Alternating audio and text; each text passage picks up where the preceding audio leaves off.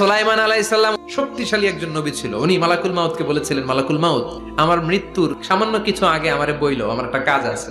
মালাকুল মাউত মৃত্যুর কিছু সময় আগে এসে বলল, সুলাইমান, টাইম ইজ আপ, সময় শেষ, অল্প কিছু সময় বাকি, কি করবেন করেন। সাইয়েদনা সুলাইমান জিনদেরকে ডাকলো, ও জিনেরা, বিশাল একটা প্রজেক্ট আছে, প্রজেক্টে কাজ শুরু করো।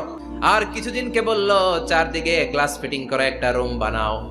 সাইয়েদনা সুলাইমান আলাইহিস সালাম গ্লাস ফিটিং করা রুমের ভেতরে ঢুকলেন। এই রুমে ঢোকার দরজা নাই, হাতে একটা লাঠি নিলেন, লাঠির মধ্যে ভর করে দাঁড়িয়ে রইলেন আর জিনদের দিকে তাকিয়ে রইলেন। জিনেরা এত বদমাশ ছিল, সাইয়েদনা সুলাইমান দাঁড়িয়ে না থাকলে কাজ করতো না।